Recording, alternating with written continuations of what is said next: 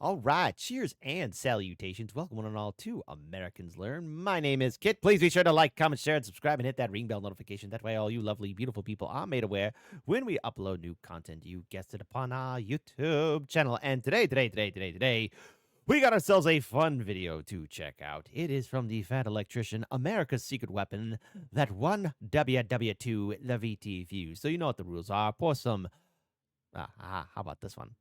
Pour a nice glass of cold water, grab yourself a tasty snack, or any kind of tasty snack at all, whatever warms your heart, and let's enjoy this video in a 3, a 2, and an uno. Let's check it out. Let's get ready to see this legendary video. How did we win World War II? The VT Fuze. Okay, I don't know what that is. Does anybody else remember that one time in the 1940s when nobody could get Christmas lights and nobody knew why, and then it came out like 10 years later that it was because America figured out how to turn Christmas lights into a super weapon to win World War II? Yeah, me neither, but we're going to get into it anyways. Today we're talking about the Okay, that explains why it happened to all the Christmas lights there, Billy. single most impactful weapon of World War II that gave the Allied forces an unprecedented advantage over their enemies. And before you say it, no, it is not nuclear bombs, okay? By the time nuclear bombs were dropped on Japan, it was not a question of who was going to win the war, it was a question of how is America gonna end it, and America chose to close it out with a bang. If you're not picking A really big bang. Simple as that. up what I'm putting down, I'm trying to tell you that the weapon that we're talking about today is the weapon that got us to the grand finale, not the grand finale itself, and that weapon is the VT Fuze, aka the proximity fuse. And we're gonna get into it right after a word from our sponsor.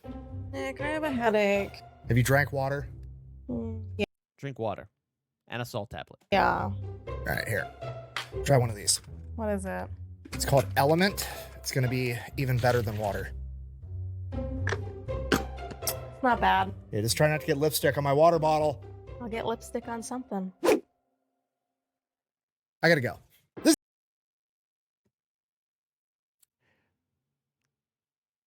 A-okay right there, I guess. Yeah.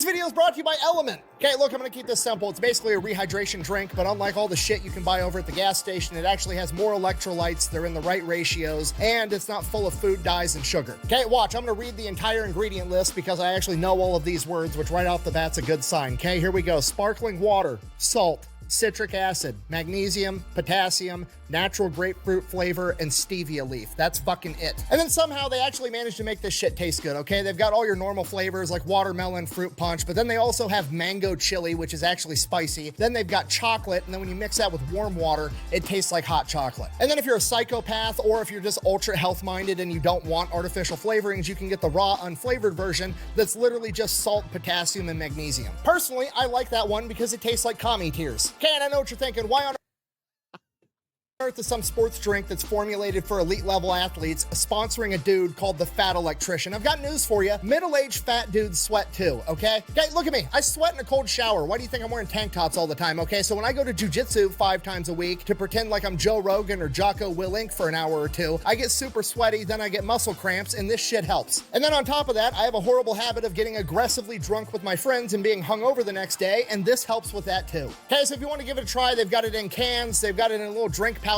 If you use my link down below, you're going to get a free sample pack, and there's a money-back guarantee. If you don't like it, they'll refund the entire thing. So if you want to give it a try, head over to drinklmnt.com/thefatElectrician. Let's get back to the video. All right, our story begins in 1939, and at this point in time, there's approximately 2 different types of fuses for artillery and anti-aircraft rounds, okay? First, we have the direct hit fuse, which essentially is exactly what it sounds like. The round hits something solid, it then blows up. This is typically what's used in artillery. And then we had a variable timed fuse that was more commonly used in anti-aircraft rounds. Basically, if you saw planes coming in, you would try to guess how far away they were, and then you would time how long it would take to... Okay, that's pretty impressive. Well, it also explains a lot, but think about the amount of rounds needed to take down one single airplane.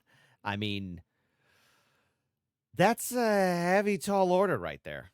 projectile to get there, and there was a knob on the round where you could set it to detonate at like 3, 4, Knob. All right, enough childish humor. 5, 6, 7 seconds. You would do some quick math and then try to shoot it at the plane, and then after it left the barrel 7 seconds later, it would explode in midair, whether it was near the plane or not. And then, as I'm sure you can imagine, trying to guesstimate the range on a plane and then guesstimate where it's going to be at, and then trying to have all these factors aligned to blow up at the exact moment that it's near the plane, wasn't very effective. And to put not very effective into perspective, in the early days of World War II, they said it took somewhere between 2,500 and 1,800 anti-aircraft rounds to down a single plane. So pretty much everybody on the planet had basically the same idea, like, man, wouldn't it be cool if the anti-aircraft round just magically knew when it got near the plane and blew up at the exact perfect moment every single time. So pretty much everybody all over the planet has this like on the back burner trying to figure out this new type of weapons technology. Japan, Germany, the UK, America, everybody's been working on this in the background, but there's not a big rush because there's no war going on at the time. And then September 1939, World War II kicks off, and then almost exactly a year after that, Germany starts heavily bombing Britain in the Blitz, and now Britain has a pretty good incentive to figure out this new type of weapons technology. Now, the UK Yeah, but man, and I have plenty of books about the bombing of bombing of Great Britain during the Blitz. It was man, some of the stories there you hear about the first responders or either that people, the civil responders, everyone there that was undergoing the siege. I only can imagine day in, day out, surviving, all the while, there was a real legitimate risk of Germania, invading and possibly landing in Britain. What a nightmare. UK doesn't really know how they're going to pull this off, but they do know they need to figure out how to get small electronics to be able to survive inside of an artillery round after it's been fired, which, as I'm sure you can imagine, it's subjected to a lot of G-force, which is going to break small electronic devices, especially back in the 1940s when everything was run off of vacuum tubes. So the British figure out right out of the gate, like, hey, this thing's spinning at 50,000 rotations per minute once it's fired. We need to make these electronic components as small and as light as possible so they don't rip themselves apart just under the G-force of their own weight. Which makes perfect sense. I mean, when dad's had one too many chiladas on a Sunday afternoon and decides he's going to get the kids going on the Ferris wheel as fast as he can, the fat kid flies off first. This is funny, but don't try that at home. Okay, that's just science.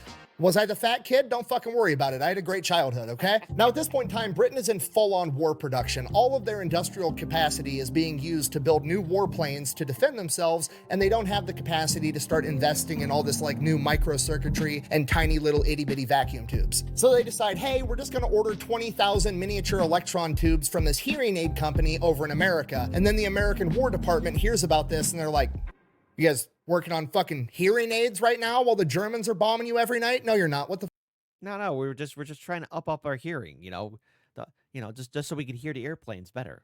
fuck are you up to? So the British comes clean and they tell America, like, hey, we're allies, whatever. Here's what we're doing. We're trying to develop this anti-aircraft round that can sense when it gets near a plane and then blow up in midair and fuck up all these planes. So we quit getting bombed every night. At which point America's like, cool, great, dope, whatever. We'll give you whatever you need, but you have to give us all of the information that you get from your testing, so we have it also. So the British go, they do their testing, they do figure out how to get the electrical components to survive being shot out of an artillery shell, but they don't really figure out anything else after that. They don't figure out how to actually make it sense the plane, and they don't figure out the biggest problem of how in the fuck do you get a power source to all these electrical components, because it's 1940 and batteries aren't really that great at this point in time. So the entire project just kind of gets shelved, regarded as impossible, nobody can figure out how to do it, everybody just kind of moves on. And then fast forward to 1941, Japan commits the ultimate cardinal sin of touching America's boats. Oh, now you fucked up. Perhaps it should be a little bit different, Perhaps it should be America there's John Wick's boost, because I remember this, the funniest white boys One has to wonder if that's what really happened to Abe Lincoln, if he just died from a broken butt.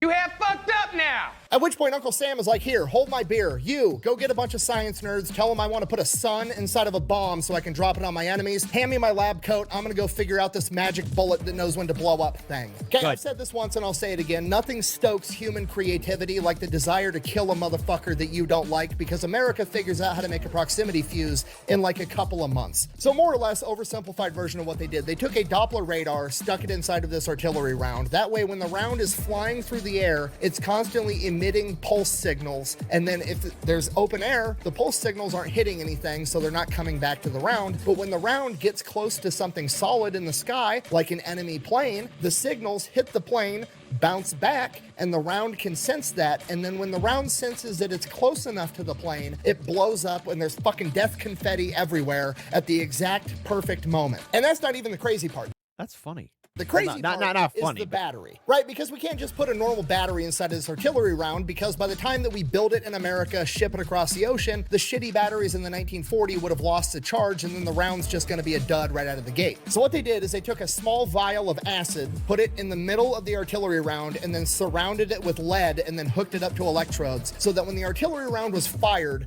the glass would break, the acid would get all over the lead and create an electrical current to power the Doppler radar while it was in flight. Okay, do you understand what I just said? America created an artillery round that, after it was shot out of a howitzer, would manufacture its own battery mid-flight to know when to fuck up the enemy. But how long does the battery last? For the enemies in the plane, it's a lifetime supply, homie. It's the One and done battery. That's all you need in the afterlife.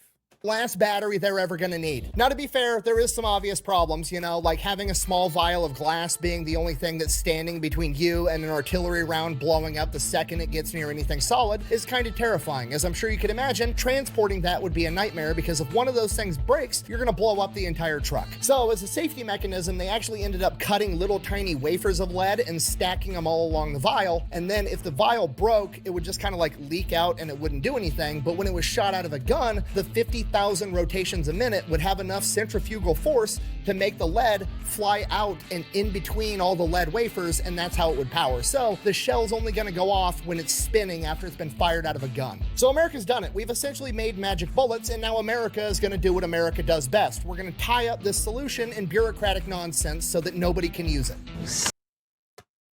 Bureaucracy. The fifth horseman of the apocalypse. Son of a bitch. Wow. Okay. Just trying to help you, Michael. Bitch. Yeah, the man in charge of this project, Commander William S. Parsons, decides he's not going to let this project move forward until he's 100% convinced that this product is perfect. So the proximity fuse has essentially been shelved yet again. Cue my favorite naval commander of all time, Willis Augustus Lee, aka Ching Lee. On your left. The man who perfected so much.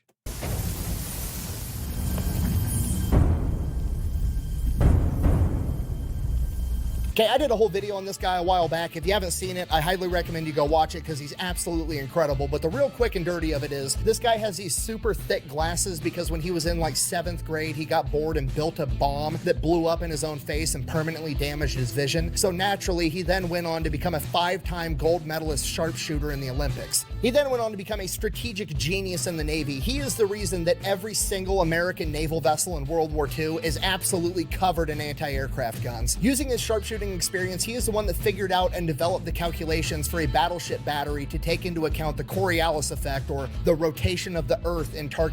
Coriolis effect. Basically, the Coriolis effect makes things traveling through the air at long distance around Earth appear to move at a curve as opposed to a straight line. See? We're getting our learn on here. Data. And he is also the one that pioneered being able to shoot at an enemy using nothing more than radar, even when you can't see the enemy. The man is a prodigy that changed warfare forever. And at this point in time, early 1942, essentially right after Pearl Harbor, Ching Lee was given orders to basically go around the Navy and just cut through red tape and unfuck everything to get the entire Navy as ready as possible for war. And even though he had the authority to cut through red tape, the problem was this was 1942. You couldn't send a text message, you couldn't send an email. Everything was done by either handwritten or typed letters, and then you had to stamp everything with like priority, urgent, standard, telling the mail carrier in the military like how quick does this letter need to get where it's going. And urgent, being the fastest option, wasn't fast enough for Ching Lee, so he went and had his own custom rubber stamp made, and he used red ink, and in all caps his rubber stamp said frantic. So that way, every time Ching Lee had a project that he wanted to get pushed through the Navy as fast as possible, he would stamp it with a big red frantic, and then every paper pusher in the Navy has that come across their desk, and they're like, oh shit, oh fuck, I've never Yeah, frantic. Get it there right now. Not urgent. Frantic. Seen anything labeled frantic, and they grab it, and that is now their sole mission in life to get this to the next place. So all his shit gets done super fast. So as soon as Ching Li hears that we've essentially made magic artillery shells tied up in bureaucratic nonsense, he gives it the old frantic stamp and pushes it right along, saying, and I quote, "We're looking for a workable solution, not a perfect one." So it Good. immediately goes into testing, and its first test is to have an anti-aircraft battery on the ground firing at a bunch of radio-operated drones above, and these proximity fuses absolutely crush these drones, okay? The only person disappointed was the commanding officer of the drones because he was mad they were shooting down all of his drones. Oh, hey, those were his toys. Great. Next phase of testing takes place in August of 1942. They take the proximity fuses out in the USS Cleveland, and they're going to try to shoot down drones over the ocean. This testing is slotted for 2 full days, and they've got 3 drones to shoot down, okay? Bear in mind, the British are reporting back that it's taking approximately 1,800 anti-aircraft artillery rounds to down a single enemy plane. So, with one ship shooting at 3 different planes, this should take a while. Testing ended up getting cut short because the USS Cleveland shot down all 3 drones with the first 4 rounds fired. Statistically speaking, this should have taken between 5,000 and 6,000 rounds, and it took 4. So Oh, but I bet that pissed off the gun manufacturers, or either that the round manufacturers that made all that. It's like, oh, 4 rounds?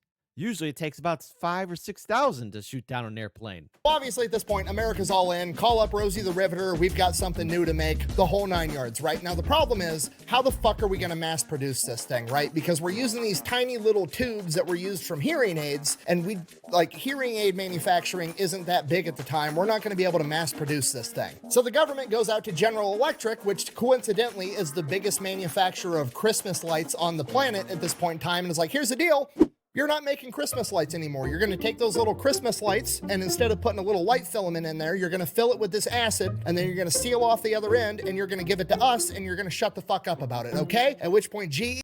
Take that, GE, or General Electric. No more Christmas is officially canceled. Take that.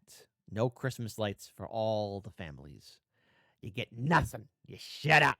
is like, cool, government contracts are awesome. Now we've got the manufacturing and we can mass produce this thing. This is why you don't touch the boats, all right? You touch the boats, one thing leads to another, and now we're weaponizing Christmas lights. I think you might be overdoing it, Dad.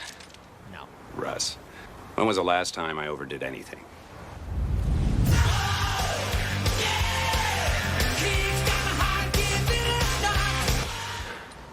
Okay, seriously though, this is... When? Name an incident. You can't. absolutely huge. This has to be top secret. Nobody can know about this. Even the dudes in the anti-aircraft battery don't know that they're firing a proximity fused ammunition. They just know that suddenly overnight they got like 20 times better at their job. And because this technology absolutely cannot fall into enemy hands, it becomes standard practice that they're only allowed to shoot proximity fused ammunition over water. So the only people that are going to have access to this are the Navy, and then we're also going to give it to the British over in England because their anti-aircraft defenders are firing out over the English Channel, so any duds are going to land in the water and sink to the bottom of the ocean and ideally be unrecoverable. And then there's the last problem. What are we going to name this thing, right? We don't want to call it anything too obvious, right? The reason that we call tanks was because back in World War I, when the British developed the first tank, they just called it that because on the chart list, they wanted anybody that intercepted documents to think, oh, it must be like a water tank or something. So we have to have a deceptive name. So they came up with the VT fuse. And that way, anytime somebody was like reading a chart or an inventory list and they just read VT fuse, they'd go, what the fuck is a VT? Oh, variable timed fuse, those old school ones that just, you know, you spin the knob and it blows up in 7 seconds. Whoop-de-doo, who cares? Whoop-de-doo, or either that, it's just like an electric fuse for electricity. Got it. Everything's perfect. America starts manufacturing 250,000 of these rounds every single week. We start sending them out with the US Navy, and then we ship a ton of them over to Great Britain so they can start defending themselves against all these German bombing raids that they've been dealing with for like over a year at this point. The first VT fuse to down an enemy was on January 5th, 1943, when the USS Helena shot down a dive bomber, and from that moment on, the US Navy and the British air defenders started wrecking house with this new ammunition. The British reported back that the average amount of ammunition expenditure went from 1,800 rounds to down an enemy plane to 85. They said not only were they shooting down... Say again?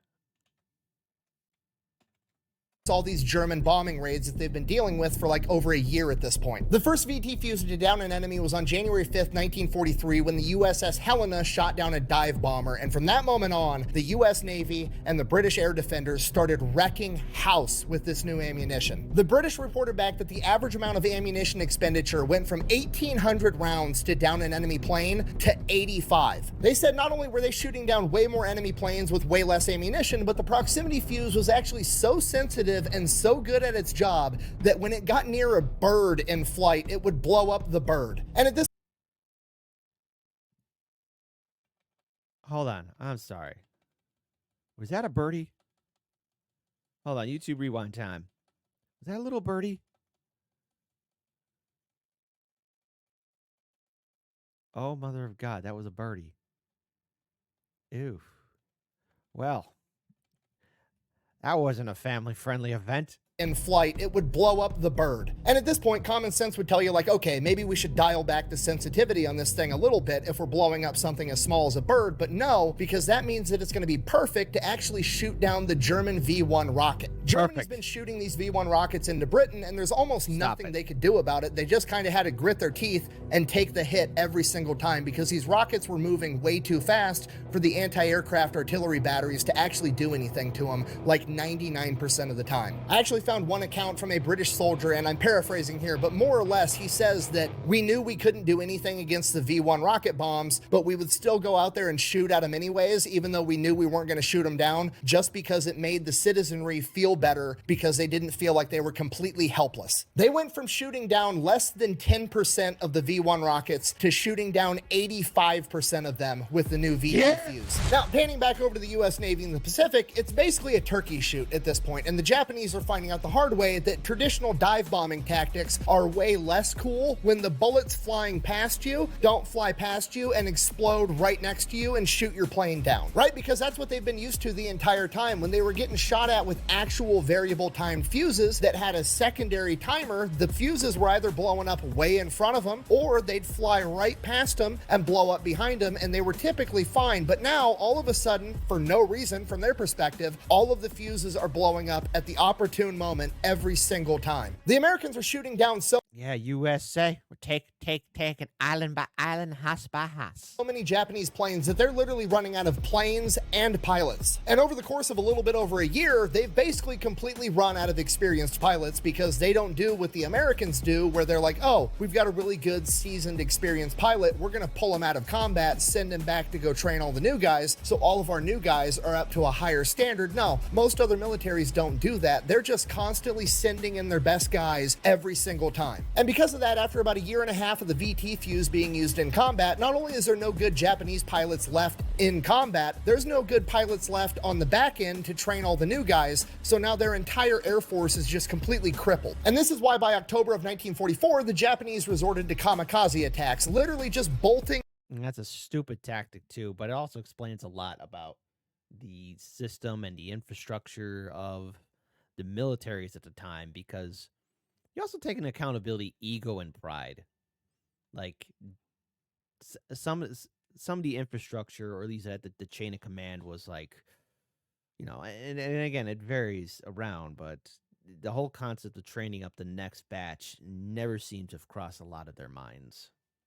Young men into the cockpit of a plane and sending them on a one-way mission to their death. And while that is unfortunate for them, luckily for the Americans, the VT fuse does not discriminate. It can't tell the difference between a dive bomber and a kamikaze, so it just blows them up too. Now, there's a bunch of different stories where a bunch of different ships have shot down a ton of kamikazes using the VT fuse, but the shining example is the USS Laffey. The Laffey is a Fletcher-class destroyer, and the Fletcher-class destroyers was America's mass production ship during World War II. These things are so lightly armored that they are nicknamed tin cans. Using the VT fuse in a single battle over the course of an hour, the Laffey went toe-to-toe with 22 Japanese kamikazes, shot down 9 of them, and heavily damaged the rest. Do you understand how demoralizing that has to be to the enemy? Like, there's entire countries on Earth right now that don't have 22 aircraft in their entire military. I think the average for a first world country is somewhere between 100 and 150 total aircraft across all branches of their military. And that's fighters, bombers, recon, on absolutely everything. Could you imagine throwing all of the fighter planes your country has at a singular ship that's referred to as a tin can and it fucks up all of them? By this USS Laffy too. Probably the only decent way to ever use The Last Jedi. That was a terrible movie. Terrible movie. point in time, the VT Fuze has officially changed naval and aerial warfare forever. And it's about to change warfare as a whole, because by late 1944, Eisenhower sees how effective the VT Fuze is for the Navy in Great Britain, and he ends up demanding that they give it to his ground troops in Europe. After seeing how overwhelmingly effective they are, he doesn't give a shit about it being top secret and only firing it over the ocean anymore, because by the time they're able to capture a dud and reverse engineer it, the war's gonna be over, and he knows that. So they take the VT Fuze and they start sticking it in normal artillery. Now, normal artillery up until now was usually direct impact, right? The shell hits the ground, it explodes, launches shrapnel everywhere. That's still pretty effective, but if a dude is like dug into a hole, all the shrapnel is gonna fly right over the top of him, right? And half the shrapnel, once it hits the ground, goes into the fucking ground immediately. So now with the proximity fuse, it's gonna sense the ground 40, 50, 60 feet above, and it's gonna blow up and blow all that shit straight down on top of people, whether they're in a foxhole or not. This new airburst artillery is so devastating that the first time it's ever used in combat, it basically puts the linchpin in the European theater and ends the war. Because the first time the VT Fuze was used in combat was at the Battle of the Bulge. Okay, if you don't know what the Battle of the Bulge is, essentially Germany His response, nuts. was on their heels and they decided, fuck it, we're gonna throw one big last Hail Mary. We're gonna take everything we've got in one big offensive and attack the American line, try to punch through with our blitzkrieg tactic and destroy the Americans. And it was working out for them right up until it started raining metal. The new airburst artillery absolutely shredded German infantry units. There was nowhere they could hide. Foxholes weren't really that effective against airburst, and even if they wanted to dig one, the ground was half frozen. And when they tried to hide in the wood line, the airburst literally cut the forest down around them. You can find pictures of the Ardennes forest after the Battle of the Bulge, and the tops of the trees are just cut off with complete carnage underneath them. But Chubby Electron guy's exaggerating. The VT Fuze wasn't that big of a deal, and it didn't make a huge impact at the Battle of the Bulge. Buh. We stopped him in Germania and avenged Rome. You know what? Fine. Don't take my word for it. I wasn't there. Let's see what General Patton had to say about it. And I quote, "The funny fuse won the Battle of the Bulge for us. I think The new shell with the funny fuse is devastating. I think when all armies get this shell, we will have to devise a new method of warfare."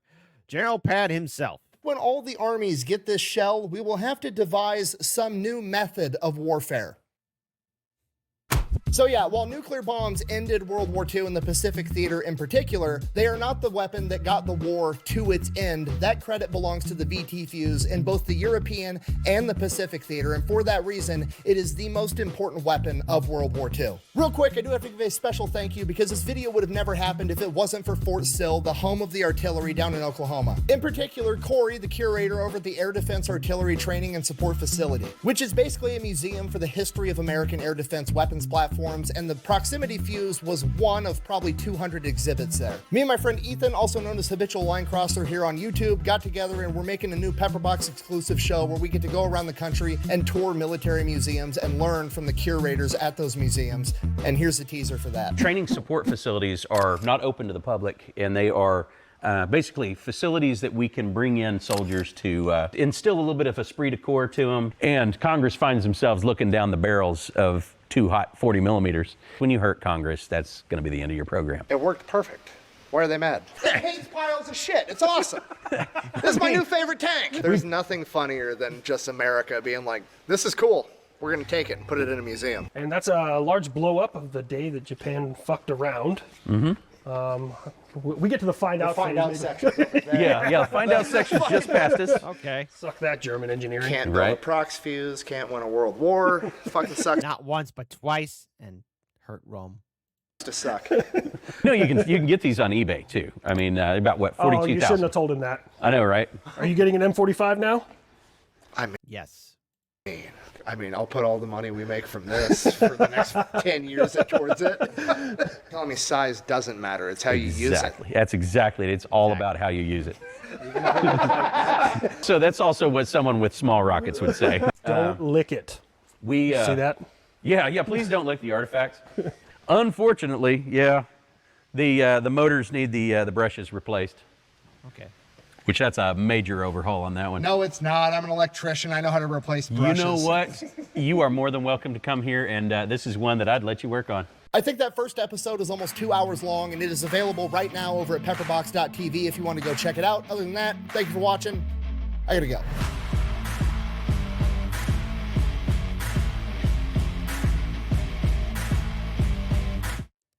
All right, fantastic video. I was very unaware of the fact that at one Christmas during World War II, all the Christmas lights were gone.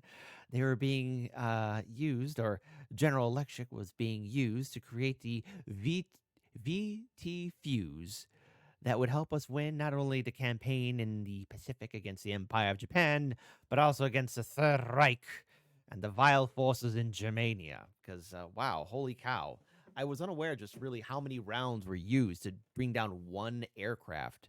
But then again, when you watch all those classic movies, set in World War II, you see the fighter pilots in the air and, oh my goodness, all the explosions happening left, right, and all around. And, as a little kid, I always wondered, like, wow, all those explosions happening. These guys are pretty lucky that those guys on the ground are just terrible shots. But then again, it's like they're shooting in the air, hopefully that one round is going to hit that airplane. And yes, the airplanes did get hit, but then going from 5,000 to 6,000 rounds to have either using 4 rounds to shoot down an enemy aircraft.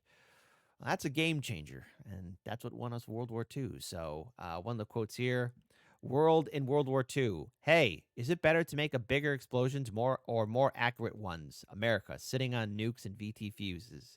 Unfortunately for you, I don't have to choose. That's a great comment. Until then, take good care of yourselves and each other, drink water, and be safe.